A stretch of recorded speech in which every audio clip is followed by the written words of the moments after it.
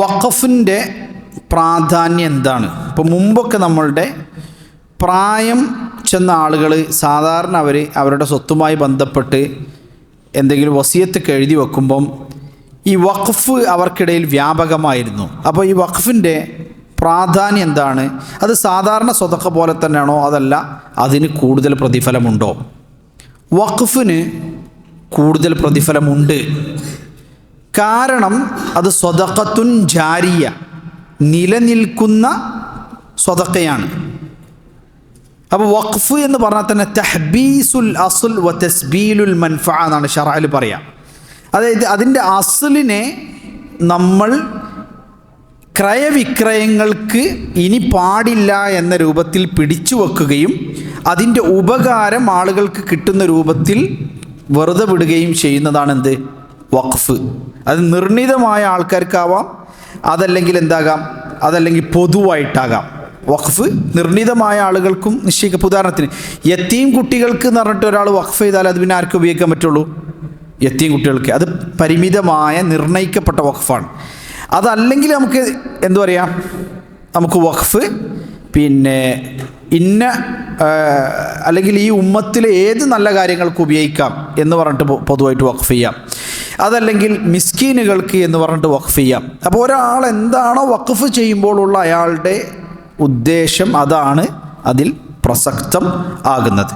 ഇനി ഒറ്റ ഹദീസ്, സാധാരണ നമ്മൾ ഒരുപാട് ഹദീസ് നമ്മൾ കേട്ടിട്ടുണ്ട് എങ്കിലും ഇപ്പോൾ വഖഫുമായി ബന്ധപ്പെട്ട് നബി സല്ലല്ലാഹു അലൈഹി വസല്ലമ ഒരു സഹോദരൻ വന്നപ്പോൾ നിൻ്റെ കുടുംബത്തിലെ പാവപ്പെട്ടവർക്ക് വേണ്ടി നീ അത് ദാനം ചെയ്തു കൊള്ളുക. അപ്പോൾ അദ്ദേഹം അത് തൻ്റെ പാവപ്പെട്ടവർക്ക് വേണ്ടി ദാനം ചെയ്തു. ലൻ തനാലുൽ ബിർറ ഹത്താ തുൻഫിഖു മിമ്മാ തുഹിബ്ബൂൻ, നിങ്ങൾ ഏറ്റവും ഇഷ്ടപ്പെടുന്ന സ്വത്തിൽ നിന്ന് ദാനം ചെയ്യുന്നത് വരെ നിങ്ങൾക്ക് പുണ്യം കരസ്ഥമാക്കാൻ സാധിക്കുകയില്ല എന്നുള്ള ആയത്തിറങ്ങിയപ്പോൾ ഒന്നാം സംഭവത്തിൽ പാവപ്പെട്ടവർക്ക് വേണ്ടി വിതരണം ചെയ്യാൻ കൽപ്പിച്ച സംഭവം നമുക്കറിയാം. അപ്പോൾ അങ്ങനെ വഖഫിന് പിന്നെ ഒരുപാട് ചരിത്രമുണ്ട്. ഉസ്മാൻ ഇബ്നു അഫ്ഫാൻ റളിയല്ലാഹു അൻഹു ബിഇറു റോമ കിണർ വാങ്ങിയിട്ട് എന്ത് ചെയ്തു? അദ്ദേഹം അത് വഖഫ് ചെയ്ത സംഭവം നമുക്കറിയാം.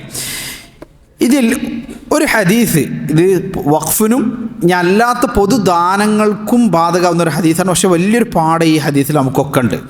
നബി സല്ലല്ലാഹു അലൈഹി വസല്ലം പറഞ്ഞു, ഇന്ന ലില്ലാഹി അഖ്വാമൻ യഖ്തസ്സുഹും ബിന്നിഅമി ലിമനാഫിഇൽ ഇബാദി.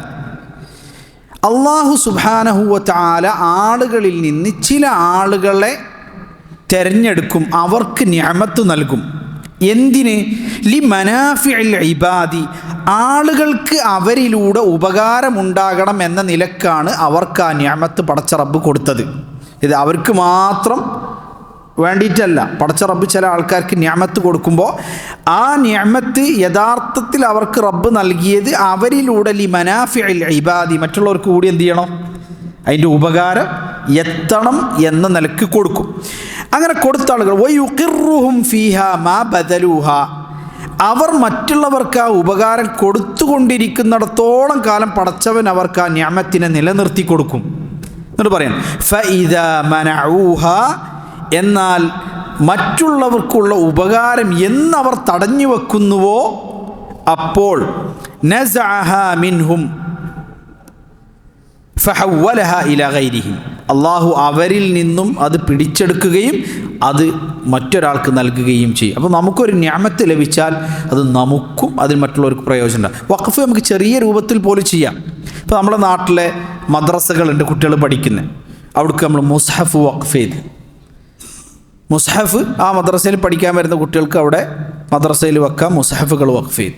പള്ളികളിലേക്ക് മുസ്ഹഫ് വഖഫ് ചെയ്ത്, ഇത് ഒരു ചെറിയ രൂപത്തിൽ ഒരാൾക്ക് ചെയ്യാൻ പറ്റുന്നൊരു വഖഫാണ്. അപ്പം നിലനിൽക്കുന്നൊരു വസ്തുവാണ് നമ്മൾ എന്ത് ചെയ്യുക? വഖഫ് ചെയ്യുക. ഉപയോഗിച്ച് തീരുന്ന വസ്തു വഖഫ് ചെയ്യൂല, കാരണം ഈ വഖഫ് നിലനിൽക്കുന്ന ഒരു സംഗതിയായിരിക്കും.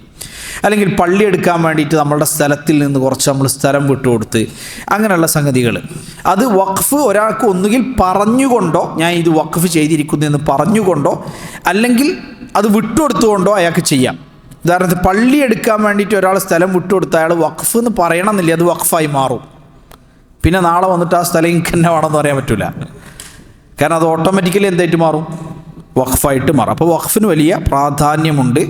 അത് സ്വദഖത്തുൻ ജാരിയ എന്നും നമുക്ക് മരണശേഷവും പ്രതിഫലം ലഭിച്ചുകൊണ്ടിരിക്കുന്നതായ ഒരു സ്വദഖയാണ് എന്നർത്ഥം.